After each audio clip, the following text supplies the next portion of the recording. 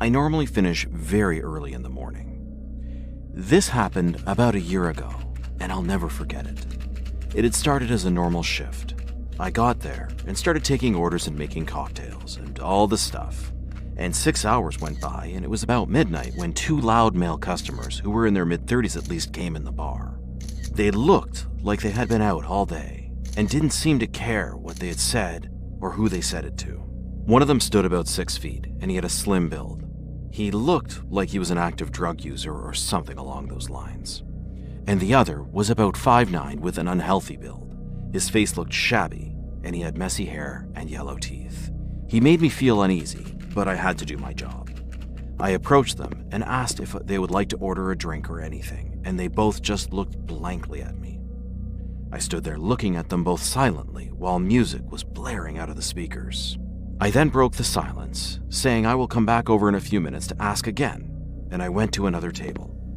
About 2 minutes had passed, and they ended up approaching a group of girls about my age and wouldn't leave them alone. You could tell the girls felt uncomfortable. Now, I'm not saying I'm tough or anything, and I stand at about 5'9" and weigh about 140 pounds, so I'm not exactly an intimidating person. But I went over and asked the girls if they were okay, and if they knew these guys who sat with them. They all looked at me, eyes widening, shaking their heads and saying no, and they won't leave us alone. I sternly asked the men to move tables, and if I have to ask again, they'll be thrown out. They suddenly got up and glared at me with crazed eyes. I get this a lot at the bar I work at, so it didn't really bother me. They slowly walked past me and through the exits, and I thought that was the end of it. How wrong I was. The bar closed an hour after that, and we ushered out the rest of the customers so we could clean up at the end of the night. The girls who I helped thanked me and asked for my number, and I politely declined, saying I wasn't interested. After we had finished cleaning up the bar, it was about 2 a.m., and one of my friends asked if I wanted a lift home. But I only lived a 20-minute walk from where I work, so I politely declined and said I would see them tomorrow. I started walking, putting one earphone in so I could listen to some music while walking home. I'd made it about 5 minutes into the walk before I heard a muffled scream coming from a small alleyway to my left. I took out my earphone and proceeded to listen again, and sure enough, I heard it again. At this point, I called out asking if someone was there and if they were okay while slowly moving towards the sound. I pulled up my phone and shined my torch towards the noise. What I saw terrified me. The two guys from the bar had grabbed one of the girls from the bar and was attacking her, and for her safety, I'll leave it at that. Her eyes were crazed, pleading for me to help her, and I just stood there frozen. The two guys looked at me, and the smaller one said to me, "You'd better turn around and leave, boy, or things are gonna get serious." It snapped me out of my fear, and I said, trying to be as confident as possible, "Let her go, or else." I said these words feeling terrified, and I think those guys could tell because he got up and moved towards me, raising his fists ready to fight. Instinctively, I responded by getting into a boxing stance.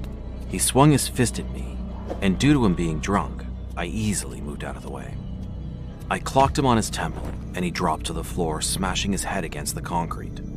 I turned towards the girl and asked if she was okay until I realized the taller man had moved.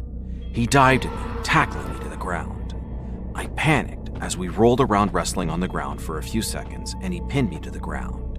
He started screaming at me and began punching me. In that instance, seeing his crazed eyes inches away from my face, I thought I was gonna die. And in the corner of my eye, I saw the girl I had tried to save grab a spray and begin to spray it in the man's eyes. He let out a massive scream and fell backwards onto the ground, clenching his eyes. In that instant, I grabbed the hand of the girl and we ran all the way back to my house. We quickly got inside, locked all the doors, and we were silent for a good half hour. I broke the silence, asking her if she was okay and if she was hurt. She didn't reply, just sat there curled up in a ball on the floor. I said to her, "I think we should stay here tonight," and that I would take her to the police station early next morning. She nodded her head in agreement. I gave her my bed. I took some blankets and pillows and tried to fall asleep on the couch, but I couldn't. In the morning, I kept my promise and took her to the police station and gave my description of the men. The officer said, "Thank you," and sent me on my way. He assured me he would take care of the girl now. I said my goodbyes to the girl, and she still didn't speak to me. I felt terrible about what had happened to her, but I was glad I was there to help. I had to miss work the next day due to being battered and exhausted from the night before. While I was at home, I saw on the news that 2 men were apprehended by the police and both locked away almost instantly. I hope they get what they fucking deserve. The scariest part of the story is what if I took the ride my friend offered? What would have happened to the girl? I dare not even think about it, and I was lucky enough to